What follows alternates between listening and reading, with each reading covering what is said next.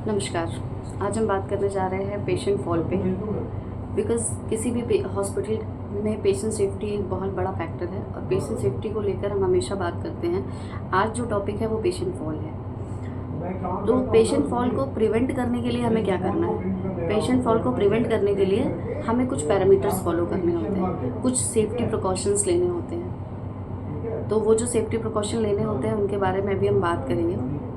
First of all हमें इन चीज़ का ध्यान रखना होता है कि हमारा जो पेशेंट एरिया है वो वेट ना रहे ज़्यादा टाइम तक, स्लिपरी ना रहे और पुअर लाइटिंग ना रहे, bed rail side rails up रहे, कॉल बेल चलती रहे, मेडिकेशन जो हम दे रहे हैं वो ध्यान दें कि मेडिकेशन से अगर ड्राउजीनेस हो रहा है तो उस पेशेंट पे एक्स्ट्रा ध्यान देना है।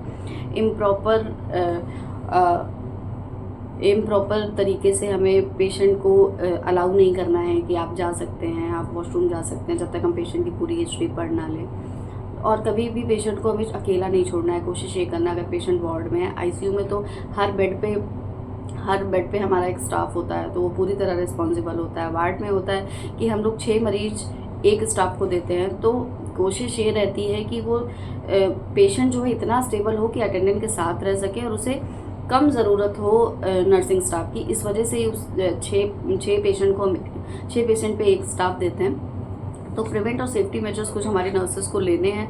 लाइक जैसे पेशेंट को के बेड की पोजीशन लोवेस्ट रखनी है और साइड रेल्स हमेशा अप करके रखने हैं। कॉल बेल के बारे में पेशेंट अटेंडेंट दोनों को इंट्रोड्यूस कराना है। कॉल बेल ऐसे अरेंज करके रखनी है जो पेशेंट के आसपास हो और पेशेंट के रीचेबल हो, पेशेंट पहुंच सके अपने कॉल बेल तक।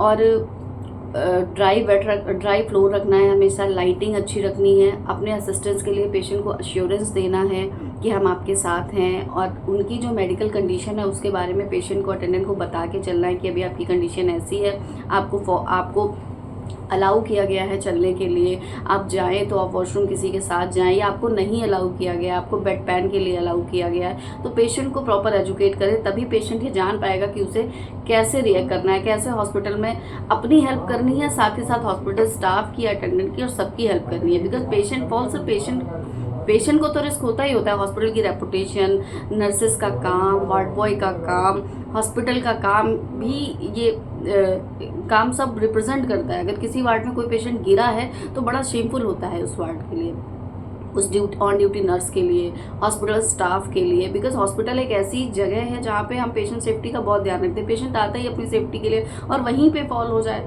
इस वजह से मुझे ये वीडियो बनाना पड़ रहा है कि फॉल पे हमें काम करना है। और अच्छा है अभी इस साल सिर्फ एक ही फॉल हुआ है हमारे हॉस्पिटल में, वो भी नहीं होना चाहिए, बिल्कुल नहीं। नर्सेस के लिए जो ये मैंने वीडियो शूट किया है, तो इसमें एक पैरामीटर जो समझाना है, हम हर शिफ्ट में भर रहे हैं, मॉर्स फॉल रिस्क असेसमेंट हर शिफ्ट में कर रहे हैं, पर एक्चुअली पेशेंट को कोरिलेट करके कर रहे हैं कि नहीं, ये क्वेश्चनेबल है। अगर हमारे हॉस्पिटल में 100 नर्सें हैं तो शायद 90 नर्सेस कर रही है, 10 नहीं कर रही। मैं चाहती हूँ वो 10 भी करे, वो 10 भी पेशेंट को देखकर ही मॉर्स रिस्क स्कोर या मॉर्स फॉल रिस्क असेसमेंट करें, उसके अकॉर्डिंग ही पेशेंट की केयर करें।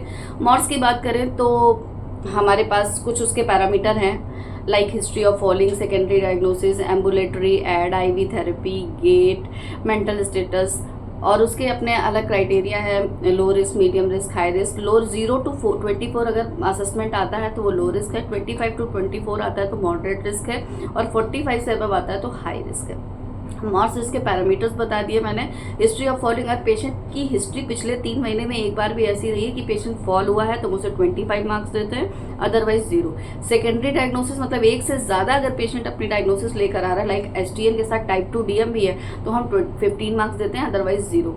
एम्बुलेटरी एड, पेशेंट को चलने के लिए किसी एम्बुलेटरी एडिशन ज़रूरत पड़ रही है, वॉकर की, क्रच की, इन सब की ज़रूरत पड़ रही है, तो हम पेशेंट को 15 मार्क्स देते हैं। और पेशेंट पूरी तरह बेड पे है तो 30 मार्क्स देते हैं। आईवी थेरेपी पेशेंट की जो कि हॉस्पिटलाइज होता है तो मोस्ट ऑफ द टाइम चलती ही है, अगर है तो 20 मार्क्स देते हैं। और गेट पेशेंट का देखते हैं, वीक है, इम्पेयर्ड है, वीक है तो 10 मार्क्स, इम्पेयर्ड है तो 20 मार्क्स। मेंटल स्टेटस पेशेंट का देखते हैं, अगर फॉरगेट लिमिटेशन है तो 15 मार्क्स, अदरवाइज 0 मार्क्स।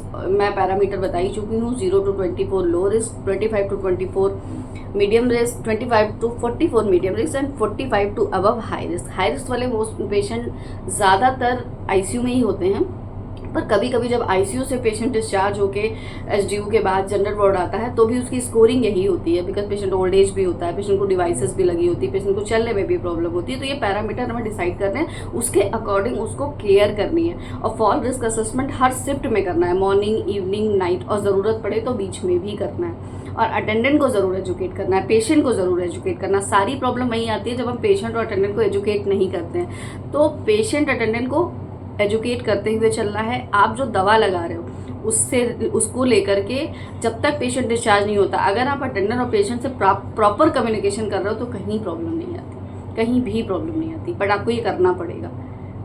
ओके, बस इतनी सी बात करनी थी। Thank you.